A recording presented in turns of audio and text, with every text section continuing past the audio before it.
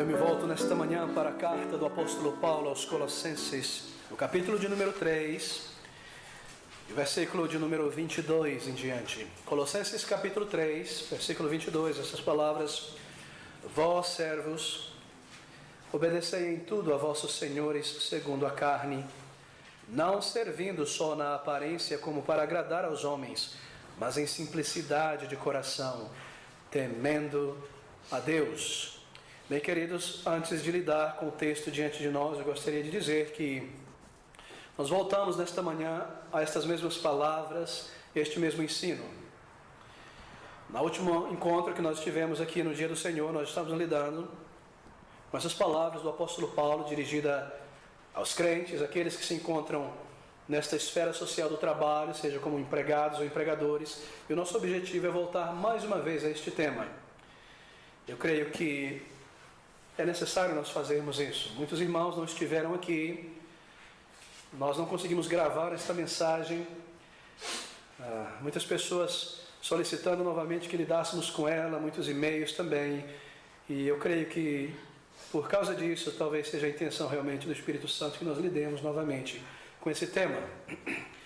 Mas para aqueles irmãos que estiveram aqui no domingo passado, eu digo que nós traremos um material novo também, mas em essência nós queremos lidar com aquilo que já começamos a lidar no domingo passado. Assim, de modo a seguirmos a nossa sequência nessa carta do apóstolo Paulo aos Colossenses, nessa série de estudos, e para que todos realmente tenham o benefício da palavra de Deus, nós queremos voltar a este tema nesta manhã, mais uma vez, nesses versículos que vão do versículo 22 do capítulo 3 ao versículo 1 do capítulo 4. Essas palavras do apóstolo dirigidas aos servos: e vós, servos, obedecei em tudo aos vossos senhores. E o título da nossa mensagem nesta manhã é o crente no trabalho, o crente no local de trabalho. Bem, nós temos visto a partir do versículo 18 em diante como o apóstolo do Senhor Jesus Cristo tem dirigido uma palavra àqueles vários grupos, aqueles pares de indivíduos que formam uma sociedade. Ele se dirige primeiro às esposas e aos maridos, o casamento, depois aos pais e os filhos, a família, e agora ele se volta a trabalhadores, empregados e empregadores. Essa é o terceiro par de indivíduos nessa esfera social, a família, pais e filhos e trabalhadores. Por essas três esferas nós temos uma sociedade, ela é constituída sobretudo baseado nessas três esferas. Ela se forma, se organiza em torno desses três grupos, do relacionamento primário, do casamento, marido, esposa, então família, pais e filhos, então trabalho, trabalhadores e empregados. Deixe-me fazer algumas observações gerais. Eu espero que o Senhor me permita, minha voz está sumindo já, mas que nós consigamos chegar ao final desta mensagem e lidar com todos os aspectos. Mas a primeira observação que eu gostaria de fazer, antes de lidarmos com este par de indivíduos, que é o trabalhador, empregado e empregador e vice-versa, eu devo recordar que essas palavras do apóstolo do Senhor Jesus Cristo é primariamente dirigida a crentes em Jesus Cristo. Para cada uma dessas três instâncias, marido e esposas, pais e filhos, empregados e empregadores, Paulo se dirige aqui a crentes em Jesus Cristo. As suas palavras são dirigidas a pessoas que já nasceram de novo, a crentes. Paulo não se dirige ao mundo em volta, mas a pessoas convertidas, a pessoas salvas, porque o mundo não regenerado é incapaz de compreender essas verdades. É incapaz de cumprir o que é dito aqui na palavra de Deus. Somente pessoas cheias do Espírito Santo podem obedecer e cumprir o que é comandado aqui. Seria inútil, por exemplo, nós tomarmos esses princípios dirigidos ao trabalhador, ao empregado e empregador, e levássemos a central única dos trabalhadores, tentarmos convencer a eles de que são princípios corretos e verdadeiros. Eles veriam isso como algo tolo, talvez como algo ideal, algo ingênuo, que servos, versículo 22, devem obedecer em tudo aos seus empregadores, e que empregadores devem lidar justamente, corretamente, honestamente com seus trabalhadores. Isso soa como algo ideal, não é algo belo, mas algo ingênuo para a sociedade em nossa volta. É por isso que essas palavras são dirigidas primariamente a pessoas salvas. Porque um indivíduo não regenerado, ele pode até entender o significado, a lógica por trás delas, mas no final das contas, para ele, para ela, essa é uma história para pessoas ingênuas. Essa é a maneira que o mundo encara os princípios da palavra de Deus, dirigidas ao crente na família e no trabalho.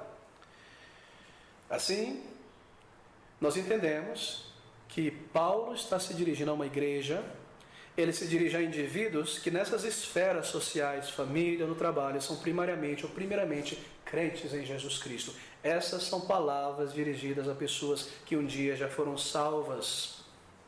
Porque essas palavras de Paulo no versículo 18, dirigidas a uma mulher não salva, não irá funcionar. Vós, mulheres, estejais sujeitas a vossos próprios maridos, como convém no Senhor. Isso parece algo louco para uma esposa não convertida. Me sujeitar ao meu marido, obedecê-lo em tudo. Numa era como essa, no século 21, ela não pode compreender isso. Nem tem o poder de viver, nem o desejo, a inclinação de honrar e servir a Deus dessa maneira. Assim também o marido, versículo 19. O marido não crente, não transformado. Vós, maridos, amai as vossas esposas e não vos irriteis com elas. Isso parece tolice para uma pessoa não convertida. Amar como Cristo amou a igreja, minha esposa, e me sacrificar por ela, e cuidar dela e nutri-la, eu prefiro cuidar de mim mesmo, dos meus interesses e da minha vida. E a mesma coisa aos pais, aos filhos, a empregado, empregadores. É por isso que essas palavras são dirigidas a crentes, a pessoas que foram transformadas, que têm agora dentro de si o Espírito Santo vivendo nelas, então são capacitadas a não só compreender,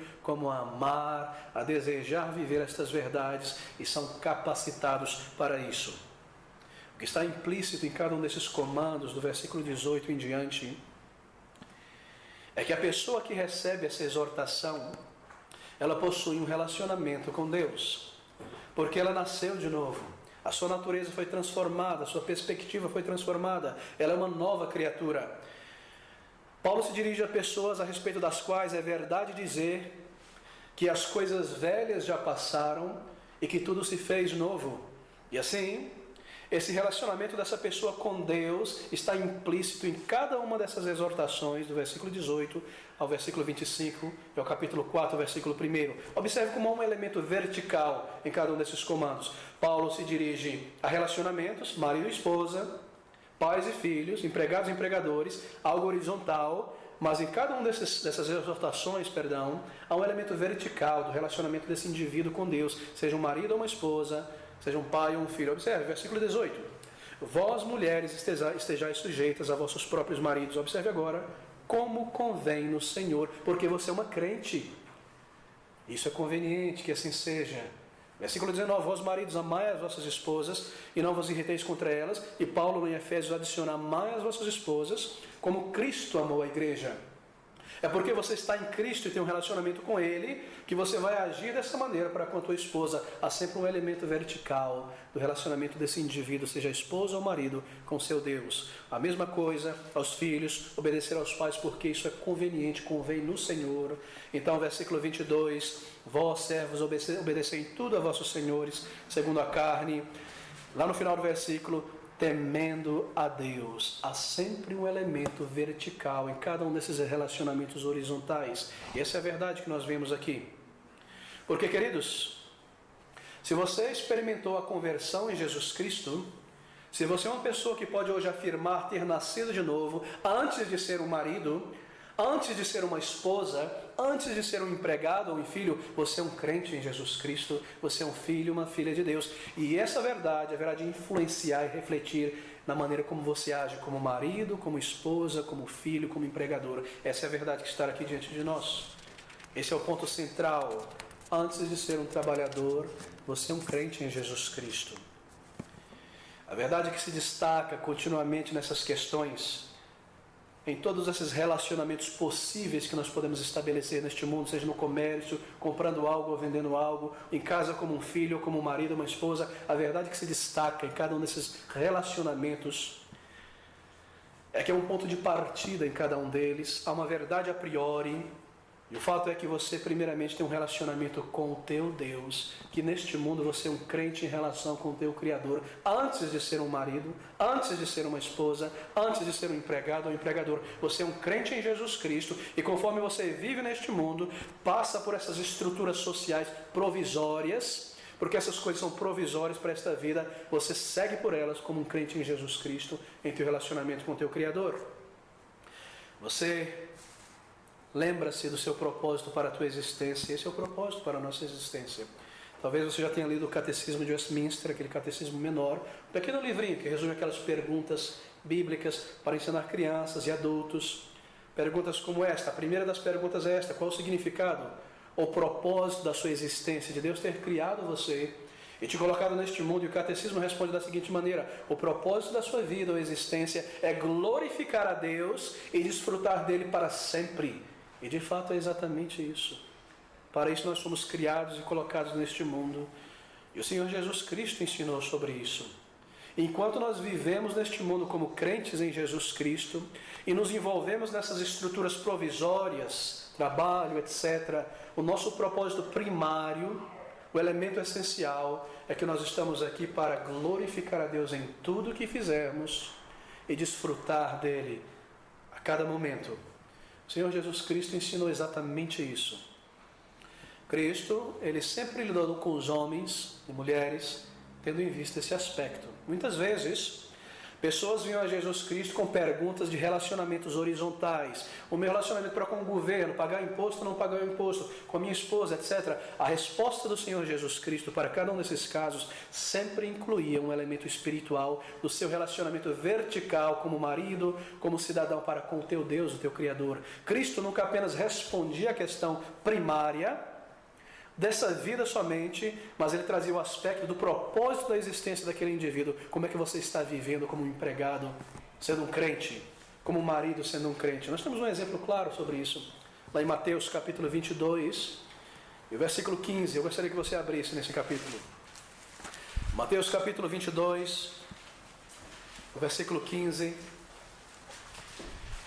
Nós lemos aqui que um grupo de homens veio ao Senhor Jesus Cristo fazendo uma pergunta a respeito de impostos. Era uma armadilha, era uma questão surpresa para tentar derrubar o Senhor Jesus Cristo. Versículo 15 do capítulo 22.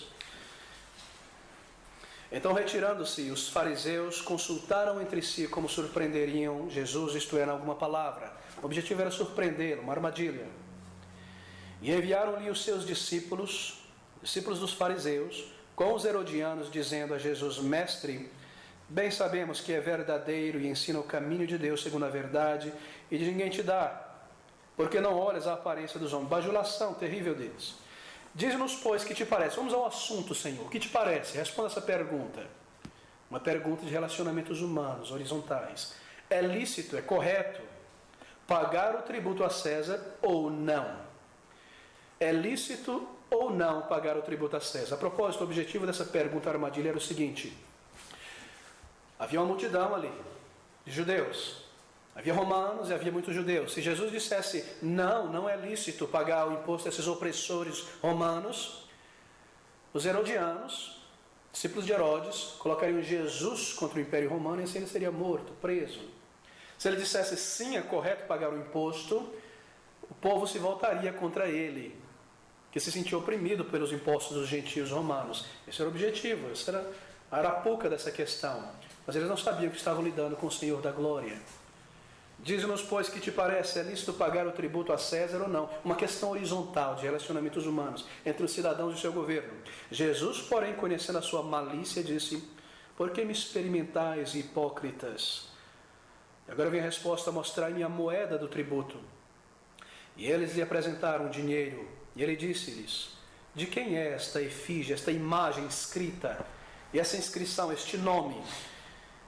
Dizem-lhe eles: de César. Uma moeda onde havia o rosto do imperador da época ali, figurado, e o seu nome, como sinal de que aquilo pertencia a ele. A imagem do dono estava naquela moeda.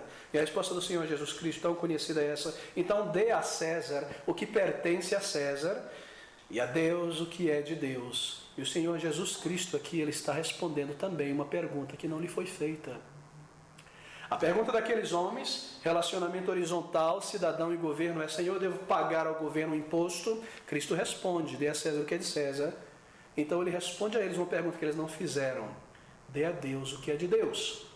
E se aqueles homens e mulheres fossem pessoas espirituais, pessoas que realmente temessem a Deus e conhecessem a palavra de Deus, o ouvido deles imediatamente captaria aquilo que Cristo disse, e eles parariam e perguntariam: peraí, Senhor, então o que é de Deus para que eu dê a Deus? E a resposta do Senhor Jesus Cristo teria sido uma outra pergunta. De quem é a imagem que está em você?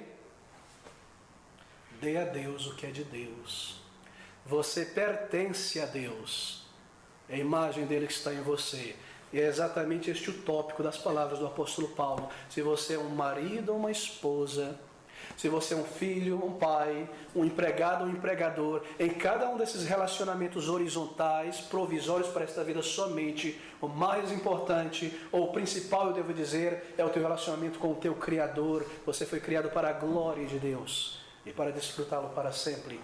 E é isso que nós lemos nessas palavras do apóstolo, aqui em Colossenses capítulo 2, quando Paulo se dirige aos trabalhadores, ele diz essas palavras: vós servos, obedecei em tudo a vossos senhores, segundo a carne, não servindo só na aparência como para agradar aos homens, mas em simplicidade de coração, veja o elemento vertical, temendo a Deus, sabendo que você faz isso diante dos olhos de Deus, lembrando que primeiramente você é um filho, uma filha de Deus.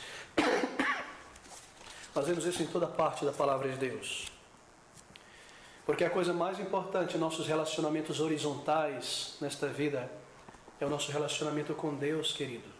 Esse relacionamento vertical, o teu relacionamento com o teu Criador, porque isso refletirá na maneira como você vive e age como marido, como empregado, como empregador, como um filho, como uma filha, no casamento, no trabalho, na família. Essa é a primeira observação que eu desejo fazer nesta manhã.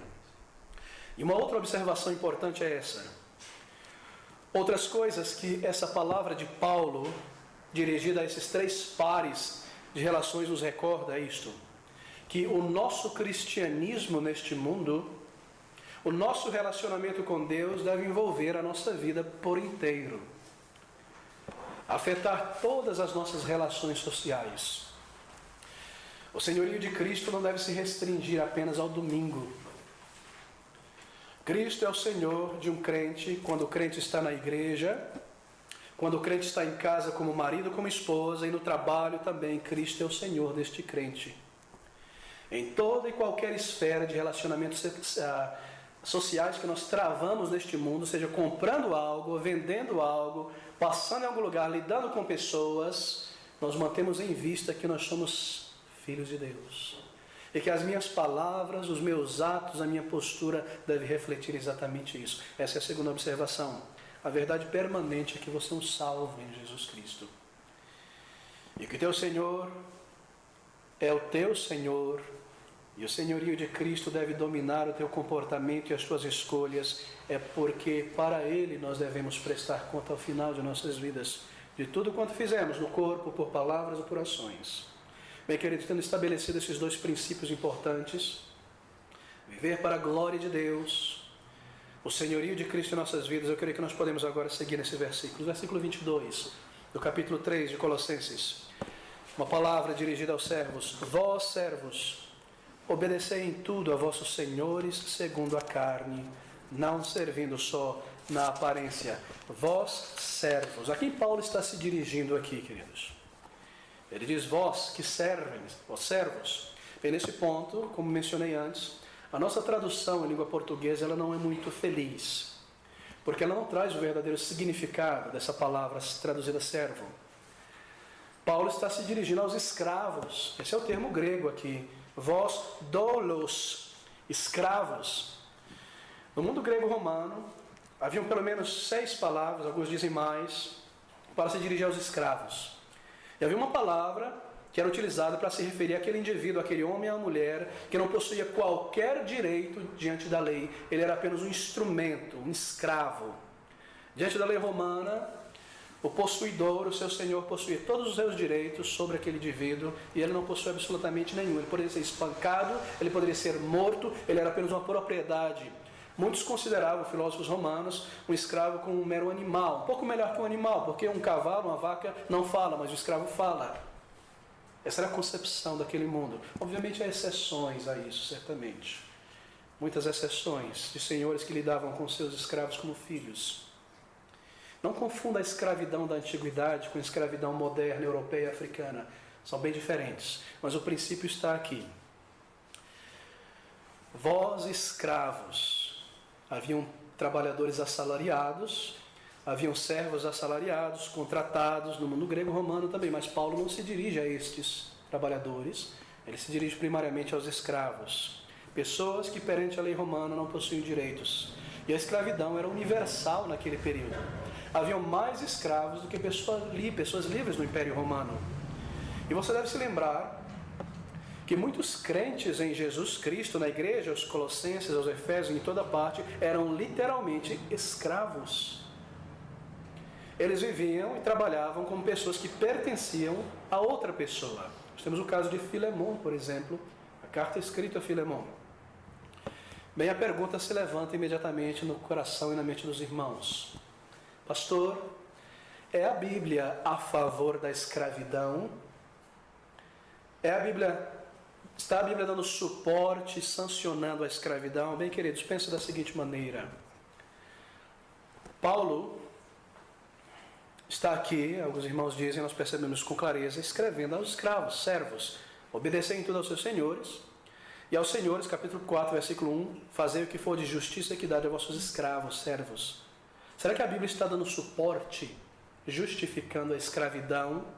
É a Bíblia a favor da escravidão? Essa é a pergunta que se levanta. De fato, muitas pessoas dizem, neciamente, não crer em Cristo e não serem cristão porque a Bíblia sanciona e apoia e suporta a escravidão. Mas isso é uma grande tolice. É a Bíblia a favor da escravidão? Está a Bíblia dando suporte à escravidão? Encare da seguinte maneira. Paulo, ele não está primariamente escrevendo aqui a escravos e a senhores de escravos. Ele está primariamente escrevendo a pessoas que são crentes, a indivíduos salvos. Se você manter isso em mente, se torna a situação bem clara. Paulo escreve a crentes da igreja de Colossos que se encontravam nessas relações sociais, ou como escravos ou como senhores. Ele não está escrevendo diretamente a instituição da escravidão, mas a crentes, a pessoas. Porque o objetivo do cristianismo, queridos, da mensagem da palavra de Deus, não é mudar ou transformar as estruturas sociais de nossa sociedade em volta, mas sim transformar vidas enquanto elas permanecem ou passam através dessas instituições sociais. Você percebe essa diferença? A igreja cristã não foi chamada para produzir mudanças estruturais em nossa sociedade, nem transformar os sistemas políticos e econômicos em nossa parte, mas sim transformar o homem dentro desses sistemas, enquanto ele está passando por esta vida passageira, independente da posição que ele se encontra nesse sistema. É por isso que nós vemos pouquíssima coisa na palavra de Deus lidando com as estruturas sociais em volta da igreja. Porque a mensagem da palavra de Deus é sobre o reino dos céus e sobre a nossa cidadania no céu, e não primariamente sobre a nossa vida enquanto neste mundo. Bem, de que maneira um crente é visto na Bíblia? O crente é visto na Bíblia como uma pessoa peregrinando por esta vida, passando através desta vida. Ela não está presa aqui. Mas isso não significa, irmãos, que, é claro, que esta vida deve ser ignorada. Ela não deve, porque nós ainda estamos aqui, ainda embora passando por ela. Assim, o nosso mandato como igreja, isso deve estar bastante claro em nós, por todo o tempo em que existimos como igreja local. O nosso mandato, comando como igreja, não é primariamente um mandato social, transformar as estruturas sociais do mundo e melhorá-las. O nosso mandato é primariamente um mandato evangélico, de pregar o evangelho do Senhor Jesus Cristo. O comando de Cristo para a igreja não é ide por todo mundo instaurando justiça e equidade nas relações sociais entre trabalhadores e empregadores, ou o que quer que seja. O mandato de Cristo não é ide por todo mundo estabelecendo justiça e equidade social, mas o mandato do Senhor Jesus Cristo é ide por todo mundo e pregai o evangelho a toda criatura. Este é o mandato da igreja. A nossa bandeira primária como igreja local não é igualdade, liberdade e fraternidade, mas sim crê no Senhor Jesus Cristo e serás salvo tu e a tua casa. Essa é a nossa bandeira, esse é o nosso chamado como igreja. É um enfoque sobre a transformação da alma de indivíduos e não sobre a transformação de estruturas sociais. E essa ênfase deve constituir a característica principal de todas as igrejas locais, do seu ensino, do seu esforço, dos seus recursos. E ainda vou mais fundo, queridos, em dizer que a igreja não deve gastar seu tempo e suas energias tratando das condições do mundo per si, como tal, tentando mudá-las ou transformá-la. Essa não é a sua tarefa principal. É interessante notar que ela não considerou essa sua tarefa no início do cristianismo, nos primeiros séculos. Não há censura no Novo Testamento contra a escravidão. Nenhum movimento político dentro das Escrituras contra a escravidão. Não me entenda errado. A palavra de Deus, ela condena a violência. A palavra de Deus condena a opressão, o roubo de pessoas, sequestro para torná-las escravas. Esteja certeza disso. Esteja certo quanto a isso. Deuteronômio capítulo 24, versículo 7 é um de muitos versículos que lidam com isso. Deuteronômio 24, 7, ouça essas palavras. Quando se achar alguém que tiver furtado um dentre os seus irmãos, dos filhos de Israel, escravizá-lo ou vendê-lo, esse ladrão de alma de pessoas morrerá, e tirarás o mal do meio de ti. A Bíblia condena a opressão de senhores sobre seus servos, a injustiça. Esteja certo sobre isso. Essa é a posição da palavra de Deus.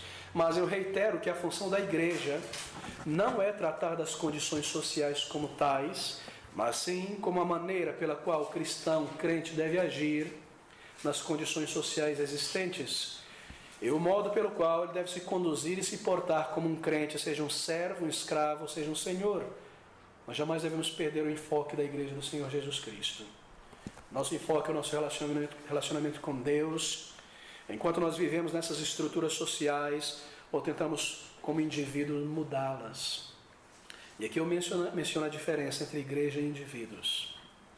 É por isso que não há textos na Bíblia sobre a escravidão per si, como um conceito a ser lidando com ela do ponto de vista doutrinário, focando apenas na escravidão como uma instituição sociológica, condenando, afirmando, porque a mensagem da palavra de Deus é sobre o nosso relacionamento com Deus enquanto nós nos encontramos nessas estruturas. É sobre um reino de um outro mundo e o crente peregrinando para este outro reino.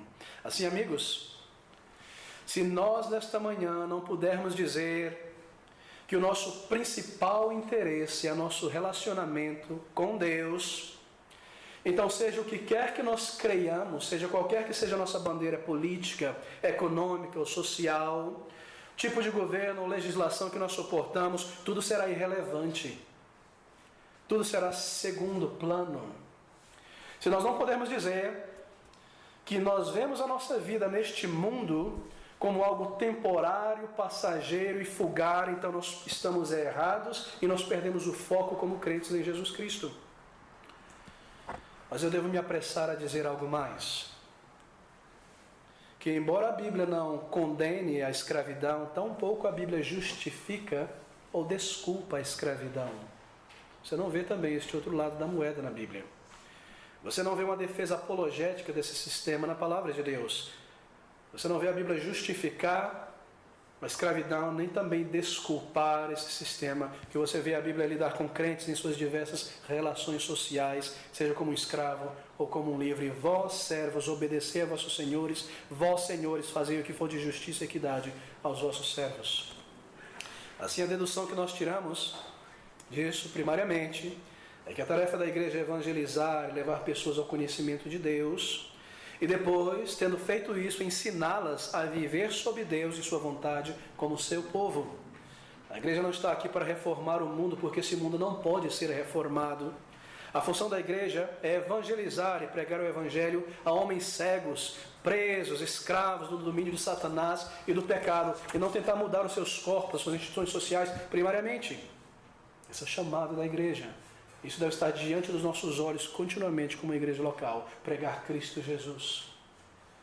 Todavia, queridos, o cristianismo, deixe-me dizer isso, o cristianismo não suprime as nossas relações com as condições sociais vigentes em nossa volta, sejam econômicas ou culturais.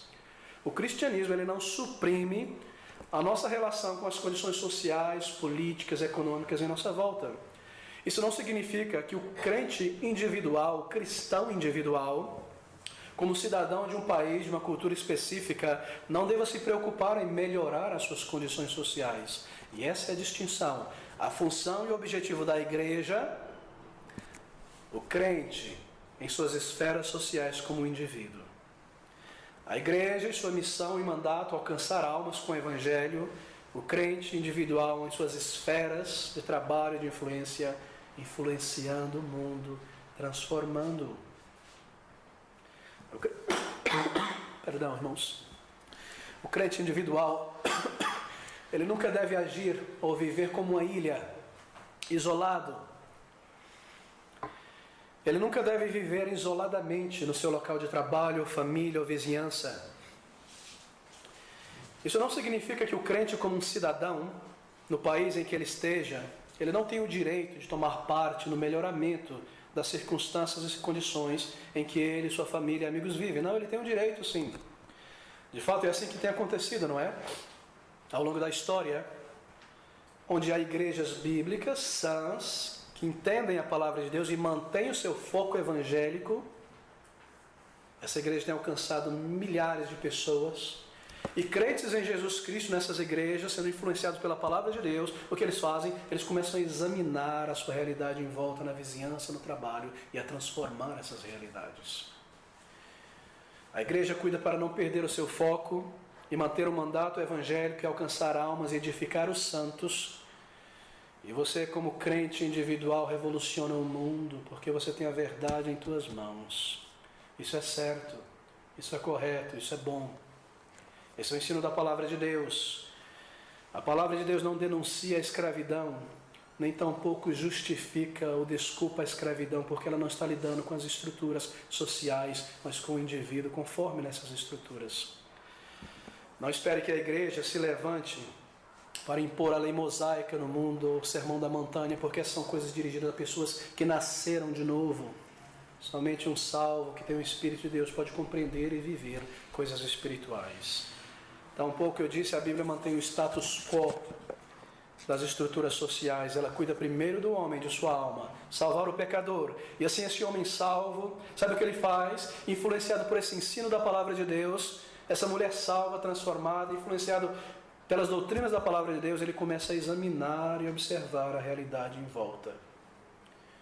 E o próprio homem regenerado começa a transformar e melhorar as estruturas sociais em sua volta. Pense sobre um homem, um exemplo claro, característico disso, acho que estamos lidando com escravidão. Uma pessoa como William Wilberforce, aquele inglês, responsável pelo final da escravidão inglesa moderna e brasileira também. Quem foi William Wilberforce? Talvez a maioria já tenha ouvido falar ou lido algo a respeito. Um homem que nasceu num berço de ouro na Inglaterra, filho de uma família aristocrata inglesa, em outras palavras, uma almofadinha do século XVIII, que vivia para si mesmo, para o seu interesse, para o seu lazer, para a sua estética, pelo seu bem. Mas um homem que sofreu uma transformação tão grande, uma conversão tão verdadeira e tão real quanto os mineiros das indústrias de carvão do país de Gales, completamente lavado e transformado em sua alma, salvo, regenerado, se tornou um filho de Deus. E o que aconteceu então com aquele homem, William Wilberforce? Ele começou então como um crente, sendo influenciado pela palavra de Deus, a examinar a sua realidade, a situação em sua volta. E ele viu a miséria e a tragédia da escravidão. Não que ele tenha encontrado um versículo na Bíblia que diga vá contra a escravidão, mas que baseado nos princípios da palavra de Deus, ele viu que amor ao próximo, lidar com outro ser humano com uma imagem e semelhança de Deus, não poderia coexistir com a escravidão.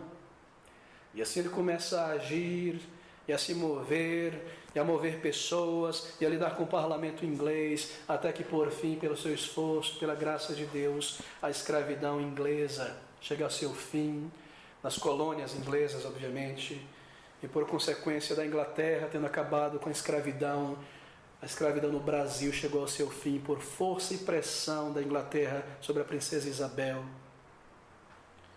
A igreja pregando Cristo Jesus em toda parte, homens e mulheres transformados, examinando a sua situação, mudanças, reformas, melhorias. Pense sobre Abraham Lincoln, um crente evangélico nos Estados Unidos, responsável pelo fim, em parte, da escravidão norte-americana. Um homem que se posicionou na palavra de Deus e foi contra a escravidão e lutou por isso até o final dela, e tantas reformas sociais, salvo pela graça de Deus, e então examinando a sua realidade em volta. Quantos exemplos, centenas de exemplos nós podemos explicar ou trazer aqui? Pense sobre Henry Heinz. Você sabe quem é Henry Heinz? Ou na sua casa você tem o ketchup Heinz, não tem? É dele. Um grande industrial do século XIX na Inglaterra. Uma indústria imensa de comida. Pobreza, miséria, opressão do trabalhador no século XIX, né? Na Inglaterra. O primeiro homem a trazer reformas sociais em sua própria companhia. As mulheres ali, cortando cebola e alho o dia inteiro, estragando a mão com a acidez daqueles produtos. Traz as manicures para a empresa. Traz o cuidado com as trabalhadoras. Daí começam muita influência no parlamento e reformas sociais. Um crente transformado, um empregador, um empregado examinando a sua condição em volta e transformando-a. Quantos exemplos nós podemos lhe dar? Cruz Vermelha, guerra em toda parte, você não pode parar a guerra, gente morrendo dos dois lados, que talvez nem concordam com os objetivos políticos e filosóficos dos países. Cruz Vermelha entra no meio para salvar os dois que estão sendo feridos. Algo da imaginação e da mentalidade de um crente. Cruz Vermelha. Tudo bem, queridos, que nós temos nesse mundo, e o benefício que nós vemos em toda parte é o fruto de pessoas transformadas pela palavra de Deus, primeiramente regeneradas, primeiramente transformadas, vendo como sua vida uma jornada para a glória, enquanto eu estou aqui passando algo para o bem dos outros. Nós pensamos sobre isso, não é? Coisas corriqueiras do dia a dia. Você já parou para observar aqui em São Paulo, em outras cidades, você está no trânsito, muitos carros em toda parte. De repente você ouve lá longe uma sirene, uma ambulância, carregando uma pessoa enferma. Os carros começam a se afastar para que o enfermo chegue ao hospital. Fruto da ideia de um crente em Jesus Cristo, olhando o bem do indivíduo enfermo. E quantas centenas de coisas nós podemos trazer e mencionar como resultado da obra do Espírito Santo no coração. O foco da igreja é ir por todo mundo e pregar o Evangelho, edificar os santos. O crente em seu local de trabalho, em sua família, em sua vizinhança, começa a analisar as circunstâncias. E dentro da sua possibilidade, capacidade, sempre dentro da lei, fazendo o seu melhor, transformando as situações. Queridos, essa é a verdade. O crente individual sempre deve ajustar-se à maneira legal da situação vigente. Porém, se ele puder legalmente mudar essas condições, ele tem o direito de fazê-lo. Eu tenho o direito de dar cabo à escravidão e à opressão, se eu puder fazê-lo dentro dos meios legais, ou legalmente mudar a lei. Mas isso, por mais importante que seja, são questões secundárias para um crente. Não são questões primárias que dirigem a sua vida. Qual é o teu interesse primário nessa manhã? Qual é o teu interesse primário hoje para essa vida? Qual é o teu interesse mais ardente nesta vida? O que é que te motiva, por exemplo, a ler certos livros, certas informações, a estudar? Qual é a motivação das tuas conversas com outras pessoas? São as condições sociais? São as condições políticas dos trabalhadores?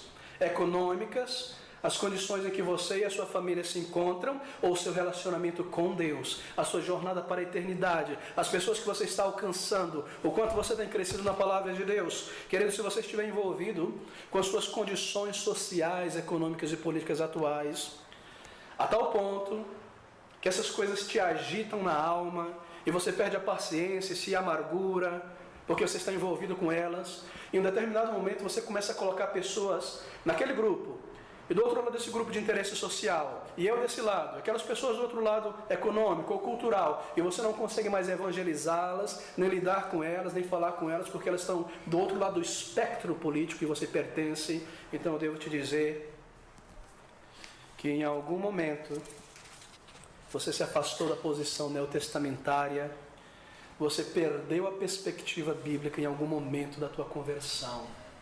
Você começou a se interessar, energizar, irritar e se emocionar mais com coisas desta vida. E assim você separa pessoas em grupos ao ponto de você não poder alcançá-las com o Evangelho. Mas o interesse ardente de um crente é o seu relacionamento com o seu Deus e com o céu e com a eternidade. Sendo assim, ele considera secundária todas as demais coisas. E na verdade é somente quando ele está certo e claro em sua mente sobre esse relacionamento com Deus e sobre quão provisória esta vida, que ele pode então fazer alguma coisa real de mudança neste mundo, ou preservar alguma coisa que precisa ser preservada, porque ele encara tudo isso em termos de algo temporal, passageiro, e não como um fim último da sua vida. Se seu interesse primeiro e final e vital é esta vida somente, você talvez tenha perdido o foco, querido. Seu interesse primário, primeiro, final e vital deve ser esse: o meu Senhor está no céu. E seja eu um empregado ou um empregador, será que eu estou hoje me sujeitando à vontade de Deus nesse local de trabalho, na minha família, vivendo como um marido que eu devo viver, como um trabalhador, como um filho, como um crente na igreja, juntando força na obra do Senhor, edificando a sua igreja para a sua glória? Esta é a questão diante de nós, em todos os nossos relacionamentos sociais nesta vida, nesta ordem passageira de coisas que nos encontramos. Deixe-me acelerar um pouco, porque o nosso tempo corre. Versículo 22, novamente, do capítulo 3. Vós, servos, obedecei em tudo a vossos senhores, segundo a carne. Vós, servos, muito interessante, não é? Lemos aqui empregados, porque é assim que se aplica para nós hoje. Nós que nos encontramos em uma condição de empregados, seja assalariados de uma companhia ou de uma instituição, ou seja, um profissional liberal oferecendo o seu trabalho, o seu conhecimento a custo de um valor combinado ou contrato. Vós, servos, se dirige a nós como empregados, como trabalhadores. E a palavra dirigida a nós, enquanto nessa condição social de trabalhadores, empregados, é: vós, trabalhadores, obedecei em tudo a vossos empregadores, segundo a carne. Querido, primeiro, lembre-se que é segundo a carne. É só para essa vida, é temporário, não é para sempre, mas há um comando aqui. Vós, trabalhadores, servos, obedecei em tudo a vossos empregadores. Em tudo. Por que Paulo precisou dirigir essa palavra aos servos? Parece algo bastante óbvio, não é? Parece algo bastante óbvio que um crente em Jesus Cristo, como um trabalhador, deve fazer o seu melhor no seu local de trabalho. Bem, foi necessário dizer isso, porque alguns cristãos do primeiro século estavam errando nessa questão e muitos hoje continuam a errar nessa questão. Alguns crentes pensavam que quando se tornavam cristãos, alguns maridos cristãos pensavam que agora que se tornaram crentes, eles não mais estavam presos às suas esposas, que não eram crentes. Eu nasci de novo, mas essa mulher não é salva, eu não preciso ficar com ela sob um jugo desigual. Foi por isso que Paulo precisou escrever 1 Coríntios, capítulo 7, não é? Versículo 13 a 15. E se alguma mulher tem marido descrente e ele consente em habitar com ela, não o deixe. A mesma coisa se aplica ao marido. Alguns cônjuges convertidos tinham abandonado o seu lar e o seu cônjuge não convertido, e filhos começavam a abandonar os seus pais, que eram idólatras, violentos às vezes. E haviam também aqueles que não queriam mais trabalhar, e assim eles viviam sem trabalhar, na espera, no retorno do Senhor Jesus Cristo. Eles pensavam que Cristo tinha subido e logo ele voltaria. Para que trabalhar? Para que me esforçar? Eu vou me sentar e esperar pelo Senhor Jesus Cristo e ficar dentro da igreja somente. Foi por isso que Paulo precisou escrever 2 Tessalonicenses, capítulo 2, versículo 2, o versículo 1. Ora, irmãos, rogamos-vos pela vinda de nosso Senhor Jesus Cristo e pela nossa reunião com Ele, que não vos movais facilmente do vosso entendimento, nem vos perturbais, quer por espírito, quer por palavra, por epístola, como de nós, como se o dia de Cristo estivesse já perto. Cristo não estaria voltando imediatamente. Voltem ao trabalho. Paulo precisou ser tão sério nessa questão ao ponto de dizer: aquele que não trabalhe, que não coma. Foi por essa razão que ele precisou escrever essas palavras de Colossenses capítulo 3. Trabalhe bem, faça o seu melhor. E no caso de servos, de senhores, havia a tendência dos servos, dos escravos, a pensar e dizer: eu sou um crente em Jesus, eu sou livre, eu não me submeto a mais ninguém. E se o meu chefe, o meu senhor, também é um crente, ele não pode me obrigar a esperar de mim que eu sirva como escravo. Assim a palavra de Deus se volta dizendo: se você se encontra nessa estrutura social, como um servo, como um senhor, viva para a glória de Deus, obedeça ao seu Senhor. E há uma palavra também aos senhores para com os seus servos. Queridos, a palavra é exatamente essa: vós, servos, em tudo servi aos vossos senhores. E ele segue dizendo: não como para agradar os homens, mas em simplicidade de coração, temendo a Deus. Bem, a pergunta para nós hoje é esta: de que maneira, como trabalhadores, nós devemos trabalhar e servir, de modo a agradar a Deus? Bem, primeiro Paulo lida com um aspecto negativo para responder essa pergunta. E é maravilhoso ver isso.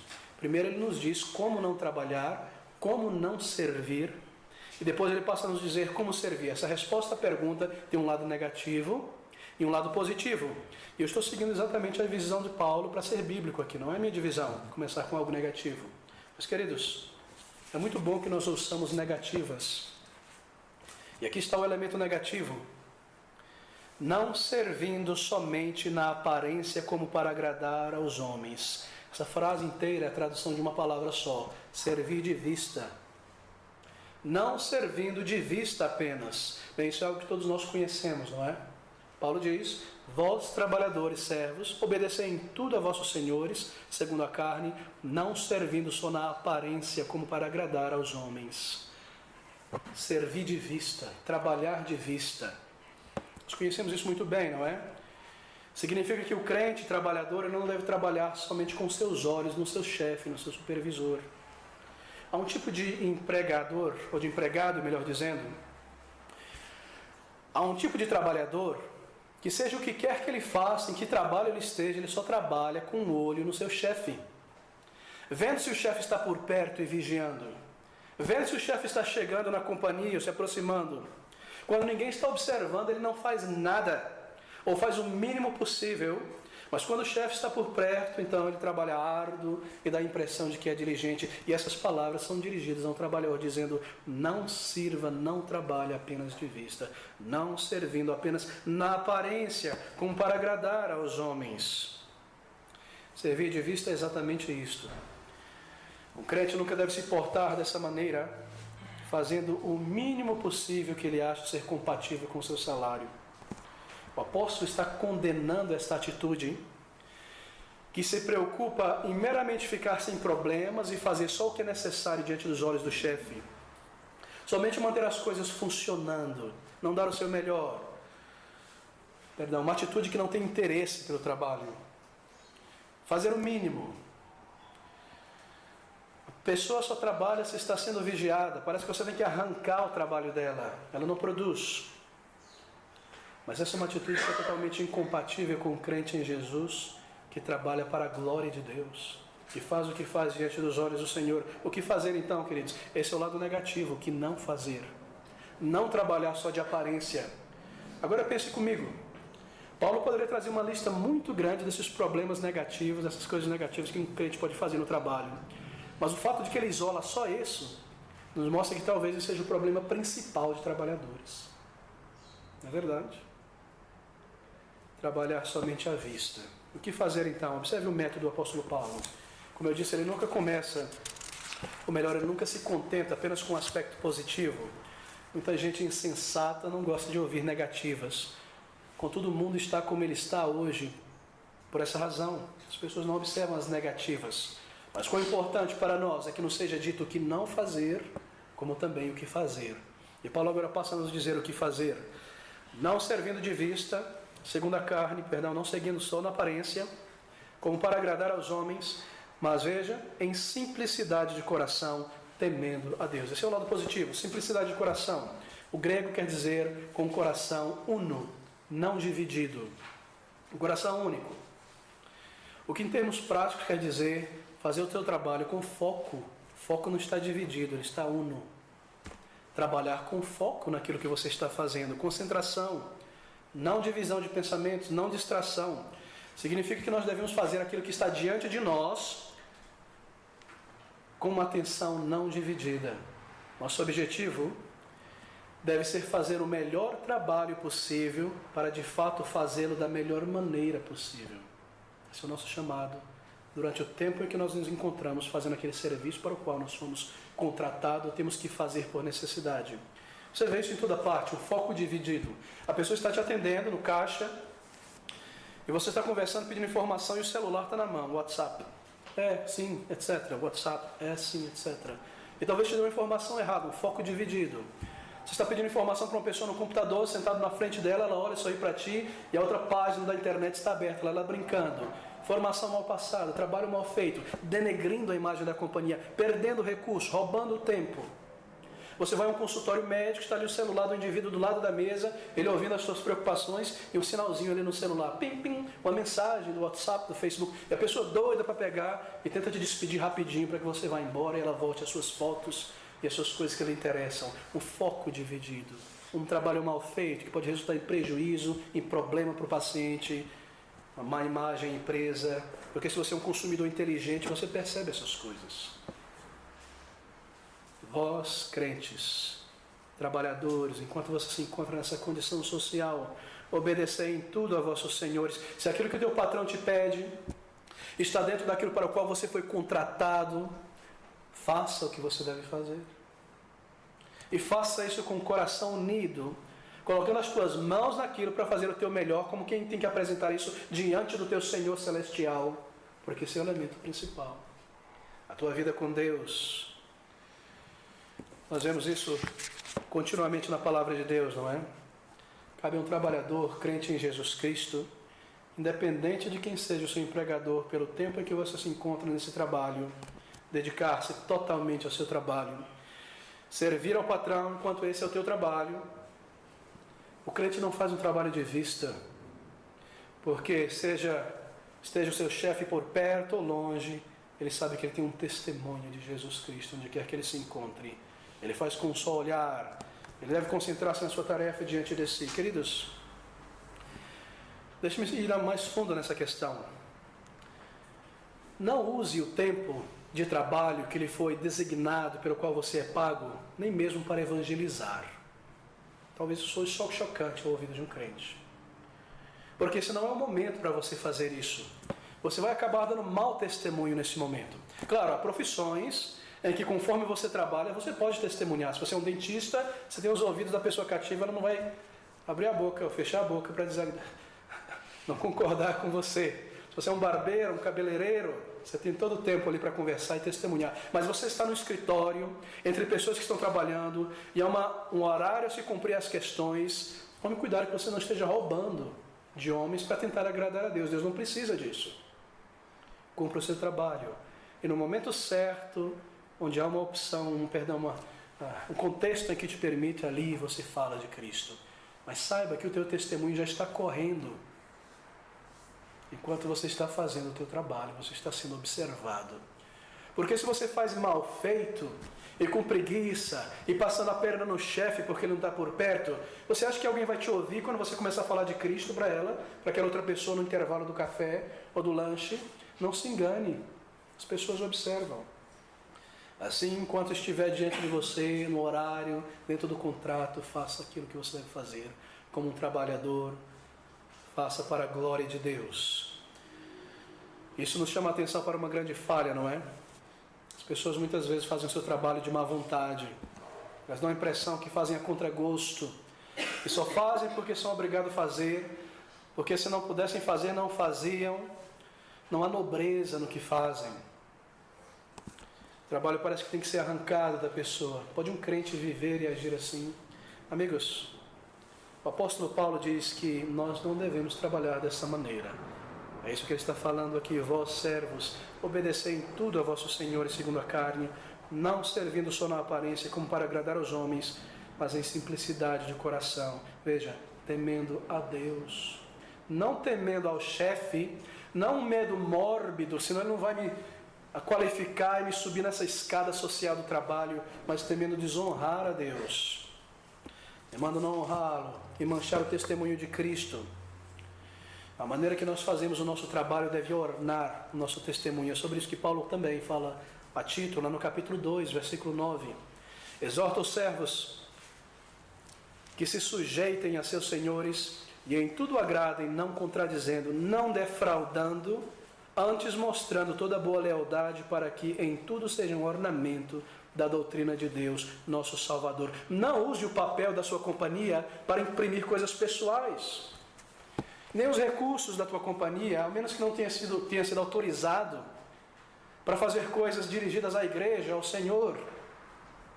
Não defraudando, servindo a Deus, honrando a todos, o teu melhor, mantendo-se como um testemunho. Por quê? Porque fazendo assim, você ornamenta a tua doutrina, a tua fé no Salvador Jesus Cristo. No momento em que alguém se aproximar de você, depois de algum tempo, e perguntar a razão da tua fé, ela vai fazer isso porque ela viu a tua vida diferente de outras pessoas. Isso muitas vezes envolve perseguição, nós sabemos muito bem disso. Mas a palavra de Deus nos diz que aquele que quer viver piamente, isto é, em pé em Cristo, sem se dobrar, vai padecer perseguição. Me lembro de um jovem numa companhia fora do Brasil, que entrou ali em uma companhia de logística, distribuição, e fez o seu melhor, um crente em Jesus Cristo, e produziu, e de repente, em poucos meses, o resultado foi tremendo naquela companhia. E os chefes perceberam isso e começaram a perceber, na verdade, que os outros trabalhadores não estavam fazendo o seu trabalho direito. Por isso que eles estavam tendo tantas perdas, ou melhor, não estavam alcançando o que poderiam. E o resultado foi que aquele jovem foi como que cerceado pelos outros colegas, e mentiras aconteceram até o ponto que ele foi despedido, injustamente. Mas ele honrou o seu Senhor. E enquanto ele esteve naquele período provisório, num trabalho, no outro, ali o seu foco era glorificar o Senhor e fazer o que estava diante das suas mãos, como ele deveria fazer, como para o Senhor. Como para o Senhor. Queridos, algumas pessoas, lamentavelmente, cristãs muitas vezes, elas aderiram a uma teologia conveniente. Aqui eu estou mudando um pouco o assunto, para abrir o leque um pouco mais. Há muitas pessoas que aderiram a uma teologia que lhes é conveniente. Uma teologia que diz que Deus fez o trabalho como um castigo para o homem, como resultado da queda. Há muitas pessoas que creem que o trabalho é uma maldição, um castigo. Mas eu te digo que a teologia da palavra de Deus ensina que o trabalho foi criado antes da queda do homem no pecado. Ele é uma bênção, não uma maldição. Gênesis capítulo 1, versículo 27, apenas 2 versículos, para tornar isso claro, porque são muitas as pessoas que convenientemente adotaram essa teologia de que o trabalho é um castigo, uma maldição. Gênesis 1, 27, nós aprendemos aqui que Deus criou o trabalho antes da queda no pecado, antes da maldição sobre o planeta Terra. E criou Deus o homem, a sua imagem, a imagem de Deus o criou homem, homem e mulher. Agora veja os versículos na sequência. E Deus os abençoou, ele disse: frutificai, multiplicai, enchei a terra, sujeitai, dominai sobre os peixes do mar, aves do céu, todo animal que se move sobre a terra. Isso é trabalho. Eles tinham algo a ser feito, e isso foi antes da queda. Capítulo 2, versículo 15 agora, mais claro ainda. E tomou o Senhor Deus o homem e o pôs no jardim do Éden, para dormir e descansar e não fazer nada, para o lavrar e o guardar. Deus criou e plantou um pomar imenso, tremendo, belo, maravilhoso, para o homem lavrar. Trabalho criado e dado ao homem antes da queda, algo digno, uma bênção dada ao ser humano. Trabalho não é maldição. Todo trabalho honesto é o meu, pelo qual você pode glorificar a Deus. Todo trabalho honesto, seja servir um café ou se envolver num projeto de 5 bilhões de dólares. Todo trabalho para a glória de Deus. Imagine se nós deixássemos de trabalhar e fazer o que devemos fazer na sociedade, ela entraria em colapso. Deus deseja que a sociedade continue funcionando até o retorno do Senhor Jesus Cristo. E para que ela funcione, um montão de pessoas precisam fazer um montão de tarefas continuamente. Imagine se a cidade de São Paulo, se os trabalhadores da coleta de lixo parassem por um mês. Ou se os policiais militares e civis e federais parassem por mais de 10 dias. Você não colocaria o nariz fora da janela. Ou se os trabalhadores da saúde e as farmácias se fecharem por um mês. É necessário, queridos. É necessário. Muitas vezes a razão pela qual um crente sincero, ele oferece um mau trabalho, é por causa de um erro de concepção. São crentes sinceros, mas que pensam da seguinte maneira: eu sou um crente, e a minha vida deve ser para glorificar a Deus. E tudo que eu faço deve ser para glorificar a Deus. Mas nesse trabalho que eu estou fazendo aqui, eu não vejo nada que glorifique a Deus. Eu estou na frente desse computador, mexendo com essa planilha, o que há nisso aqui que glorifica a Deus? Ou eu estou varrendo essa casa e montando esse objeto, o que isso glorifica a Deus? Assim o crente ele começa a levar o seu trabalho nas coxas, como se assim diz, porque ele imagina que aquilo que ele está fazendo não glorifica a Deus. Mas eu devo te dizer que quando um crente pensa dessa maneira, é porque ele absorveu uma concepção católica romana que permeia a nossa sociedade. E há muito do catolicismo na mente de crentes evangélicos. Foi o catolicismo romano que separou entre o espiritual de um lado da parede e o material, corriqueiro, humano do outro lado. Eles dividiram graça e natureza.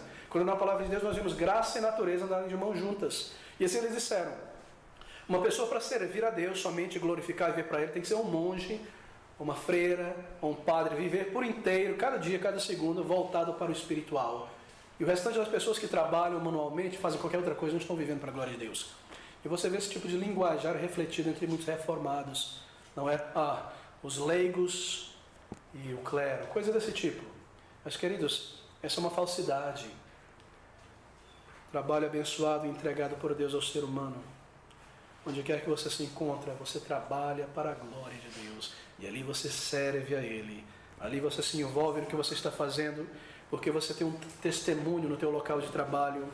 Como você realiza o teu trabalho é um testemunho. Assim você vive para a glória de Deus a cada momento da tua vida. Mesmo ali fazendo uma planilha, limpando um chão, servindo um café, fazendo uma cirurgia cerebral, o que quer que você faça, usando o que Deus lhe deu para glorificá-lo. Então aproveitando as oportunidades entre esse trabalho para testemunhar de Cristo Jesus. Tem essas coisas claras que eu estou condenando aqui. A Bíblia de fato é a ideia de que porque você é um crente, você só pode glorificar a Deus se você for um pastor, um seminarista. Essas palavras não são dirigidas a pastores. Vós servos, no sentido de cada homem, mulher que trabalha. É dirigida a todos nós. Homens e indivíduos em seus locais de trabalho. Fazer tudo para a glória de Deus. Tudo para o seu louvor. Bem, nós corremos agora para o final. Pouco tempo diante de nós. Essas palavras do versículo 23, deixe-me considerar ela. Versículo 23, do capítulo 3 de Colossenses. Mais uma vez, e tudo quanto fizerdes, fazei-o de todo o coração, como ao Senhor e não aos homens. Bem, a essência, o sumo dessas palavras é: ninguém pode viver nesse mundo de modo a agradar a Deus, a menos que essa pessoa tenha sido transformada por Deus, como um crente. Porque é só um crente, um salvo de fato, que consegue viver para a glória de Deus, para o louvor de Deus, e cumprir essas palavras: tudo quanto fizerdes, fazei-o de todo o coração, como quem faz para o Senhor e não aos homens. Como quem vai colocar essa planilha de custo diante do Senhor. Como quem vai colocar esse sapato consertado na presença do Senhor, para que Ele veja e analisa: bem feito, servo bom e fiel. Não apenas a pastores e missionários, a cada crente, em tudo aquilo que lhe é colocado em tuas mãos para fazer o melhor, como para o Senhor. Queridos, só um crente pode viver assim. O que é um pecador? Um pecador não é apenas alguém que faz aquilo que não deve fazer. Um pecador é primariamente alguém que não vive para a glória de Deus, que faz as coisas que faz não para a glória de Deus, mas para si mesmo. Esse é o primeiro e grande mandamento, não é? Amar a Deus, honrá-lo, servi-lo de todo o teu coração, de todo o teu entendimento. E o principal fim do ser humano não é glorificar a Deus. Assim, qual é a essência do pecado? O que é o pecado? O pecado, a essência do pecado é alguém que se nega a fazer isso. O pecado indica que alguém que está vivendo não para a glória de Deus, não para fazer a vontade de Deus, por maior filântropo que seja essa pessoa, por maior bem que ela causa à sociedade, à sua vizinhança, ela não está vivendo verticalmente para a glória de Deus. E essa é a definição primária de um pecador. Ele não vive para o propósito para o qual foi criado. Ela não vive para a glória de Deus. Por mais bacana, sorridente, amável que seja tal pessoa, é um pecador porque não vive o propósito para o qual foi criada a glória de Deus. E quando um homem chega ao conhecimento de que é um pecador e percebe que não estava vivendo para esse grande fim, objetivo na sua vida, que ele vivia para si mesmo e com seus comparsas no pecado, então ele diz: ai de mim que jamais vivi para Deus, jamais vivi para fazer a vontade de Deus, eu tenho agradado os homens, a sociedade, menos a Deus. Eu nunca achei que agradar a Deus deveria ser a primeira coisa da minha vida, e honrá-lo e servi-lo, mas agora eu enxergo isso. Ela enxerga isso porque ele foi convertido, então ele percebe que toda a sua vida bacana e filantrópica e maravilhosa foi um zero à esquerda aos olhos de Deus. E essa é a essência do pecado, não viver para a glória de Deus, propósito para o qual nós fomos criados. Então essa nova concepção, por ter nascido de novo, começa a afetá-lo e a mudar os seus relacionamentos. E ele se torna um marido bíblico, uma esposa bíblica, um trabalhador bíblico, um filho obediente.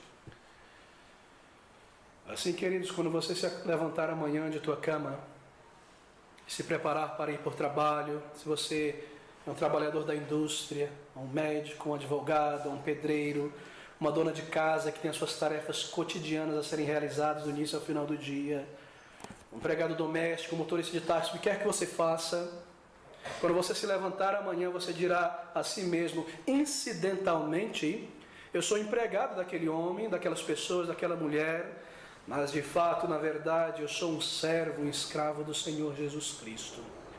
Eu estou aqui para viver para a sua glória, e tudo que eu vou fazer neste dia, eu devo manter isso diante dos meus olhos, para a sua glória, para o seu louvor. Eu sou um autônomo, eu ofereço meu trabalho, meu serviço, mas de fato eu sou um servo do Senhor Jesus Cristo, comprado por Ele do mercado da escravidão, para a liberdade dos filhos de Deus, mas a liberdade de servi-lo, a liberdade de amá-lo e de representá-lo. Isso é verdadeira liberdade, servir a Cristo. Eu não estou dizendo aqui que todo trabalho a ser feito é algo fácil, agradável. Há trabalhos que são de grande exigência, de grande paciência. E há trabalhos que exigem grande esforço físico e cansaço. Porque depois da queda, sim, Deus amaldiçoou a terra e diz que com dificuldade nós conseguiríamos extrair o fruto dessa terra. Mas nós não devemos ser românticos quanto a essas coisas. É um desafio grande trabalhar em um mundo que não funciona como deveria, que não produz o fruto que deveria, seja físico nos relacionamentos sociais. Mas se você se encontra provisoriamente nesse ambiente de trabalho, você deve fazer e cumprir aquilo para a glória de Deus e fazer o seu melhor. Você deve esforçar-se, seja servindo um café ou desenvolvendo um projeto de bilhões de reais. O seu melhor como diante dos olhos do teu Senhor. Há uma promessa aqui, queridos, versículo 24. Sabendo que recebereis do Senhor o galardão da herança, porque a Cristo o Senhor serviu, meu amigo, minha amiga, embora o seu chefe, o seu empregador, o governador, não note o teu esforço especial, não perceba o teu foco, o teu coração e a tua honestidade. Na maioria das vezes vai perceber sim, e na maioria das vezes você vai ser diferenciado sim, mas embora isso não aconteça, saiba que há um que observa e toma isso em consideração, sabendo que recebereis do Senhor o galardão da herança, porque a Cristo o Senhor serve. Ele se dirige a trabalhadores. Enquanto você trabalha, é a Cristo que você serve. Há um galardão, há um prêmio, há o sorriso de Deus em teu coração por ver você fazendo isso para a glória dEle. Nós servimos a um Senhor muito generoso, um Senhor tremendamente generoso, igualmente justo. Ele recompensa, Ele anima, Ele provê coisas materiais e temporais, e saúde, sim. Ele encaminha. Será que há alguma coisa neste mundo mais comparável ao sorriso de Deus em nossos corações? Como Ele olha e se alegra conosco, vendo o nosso louvor e devoção e obediência a Ele. Ele vê a obra que Ele está fazendo pelo Seu Espírito em nós. Que galardão tremendo. Ainda que você não seja notado neste mundo, Ele anota e nota. E é um galardão. Versículo 25, um Senhor justo, mas quem fizer agravo receberá o agravo que fizer, pois não há acepção de pessoas. Deus não faz acepção de pessoas nessa questão. Se você trapaceia, se você é preguiçoso, se você faz apenas diante dos olhos do chefe, se você passa a perna na companhia, isso causa agravo à companhia, causa agravo ao chefe que você está prestando serviço, a pessoa que você está prestando serviço, saiba, querido, que você não poderá se proteger debaixo da sua profissão de fé como crente, porque nós servimos a um Deus que é justo. E você sofrerá o agravo e a disciplina da parte do Senhor. É isso que está dizendo esse versículo. Mas quem fizer o agravo, receberá o agravo que fizer, seja crente ou não. Isto é, pois não há acepção de pessoas. Deus é um Deus justo. Nós servimos a um Deus justo. Não pense que se você fizer algo errado, sabendo o que está fazendo e envergonhar o nome de Cristo, então Deus não lidará com você simplesmente porque você é um crente. Não, nós servimos a um Deus reto, a um Deus justo. Ele julga justamente. Os muçulmanos creem que eles podem mentir ao não muçulmano, se podem tomar vantagem. Esse é o Deus da imaginação de um muçulmano. E há muitos evangélicos que imaginam que podem fazer o seu pior e imaginar que estão blindados porque são crentes em Jesus, que mil vão cair ao lado deles e que eles vão ficar em pé, embora sejam desonestos, tenham um linguajar sujo, que dê mau testemunho no serviço, que faça o que é errado. Você não está blindado, porque é um Deus justo. Quem fizer agravo receberá o que fizer, porque Deus não faz acepção de pessoas. Mas há uma promessa maravilhosa, porque, querido, se você está do outro lado da moeda e você fez o teu melhor com uma consciência limpa diante do Senhor, servindo a Ele, e você sofre o agravo ou a injustiça, saiba que Deus tomará o teu lado, porque Ele não faz acepção de pessoas. Quem fizer o agravo receberá do agravo que fizer. Deus é justo. Quão seguro, não é? Quão maravilhoso é servir a um Deus assim, um Deus tremendo, um Deus que vê e conhece as nossas condições. Talvez o teu chefe, fazendo um agravo, tenha escapado por algum tempo, mas Deus voltará a lidar com ele. Talvez você, por ter oferecido um agravo a outras pessoas, tenha escapado por algum tempo, mas Deus voltará a lidar com você. É necessário arrependimento, é necessário entrega, é necessário viver para Ele e servi-lo. Quão maravilhoso é Deus, que olha sobre nós como crentes, não é?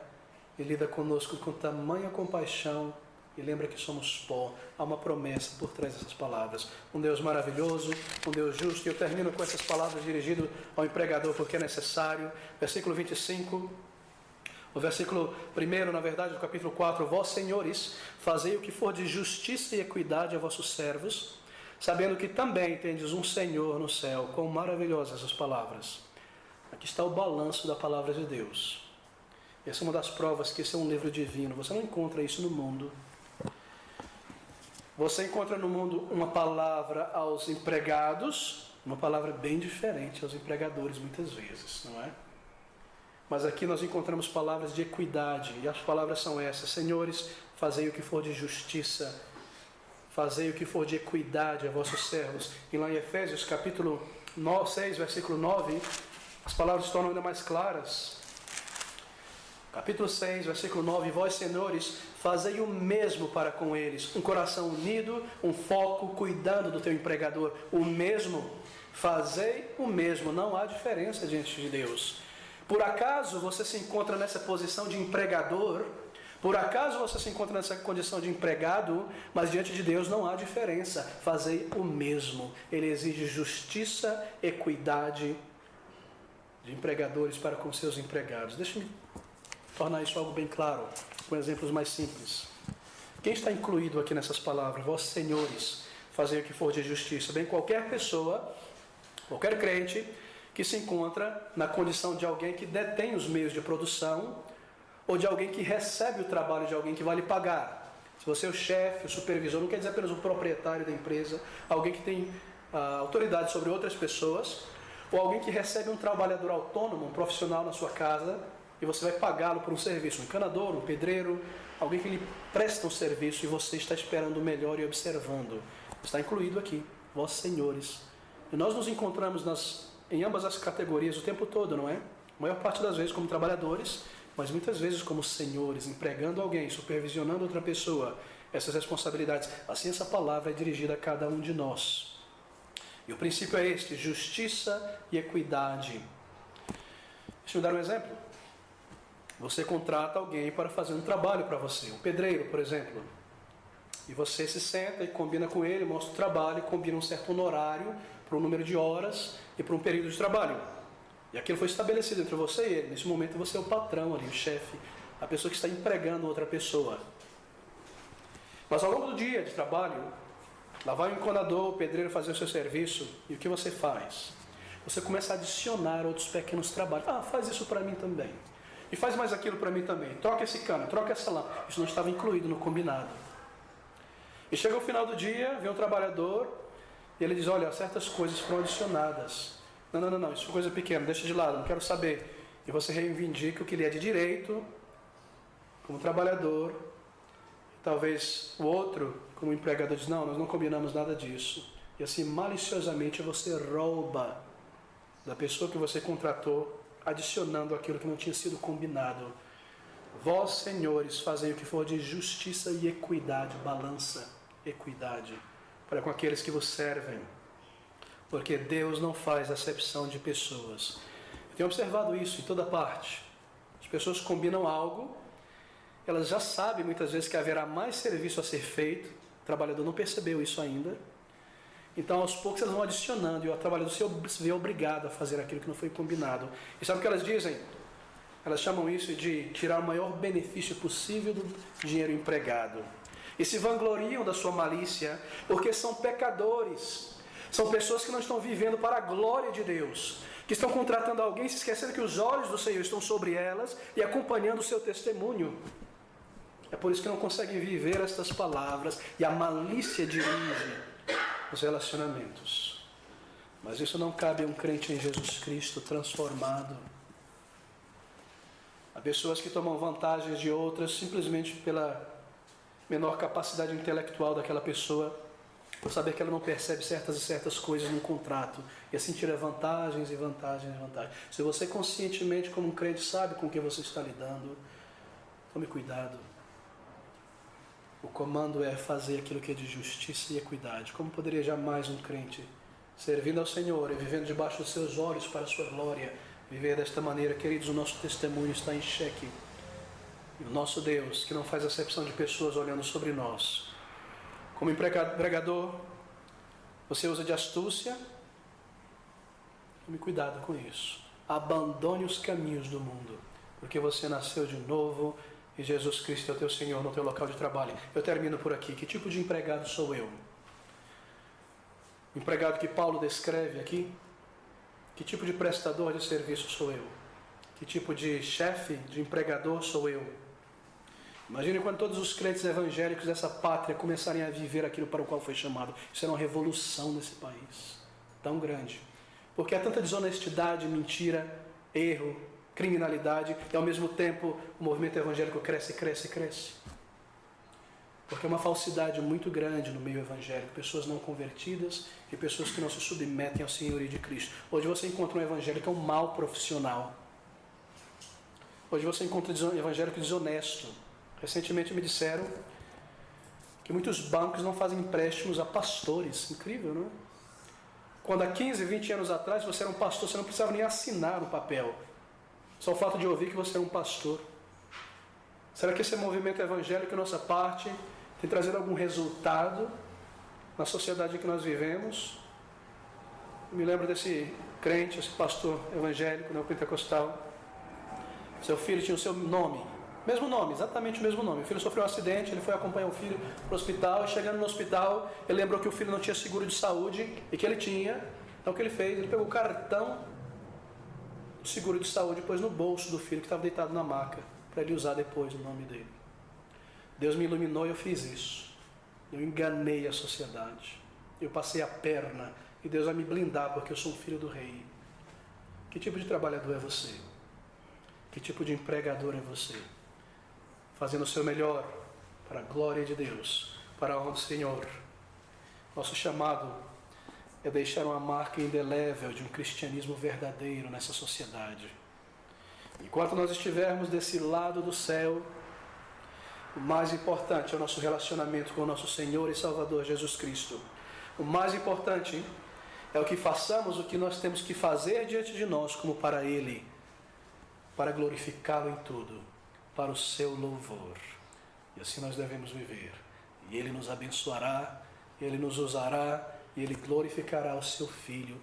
E assim nós estaremos vivendo para o propósito para o qual fomos chamados, da morte para a vida, para a glória de Cristo em toda parte. Que Deus nos ajude, que Ele nos abençoe, e Ele irá, se nós nos submetermos à sua palavra.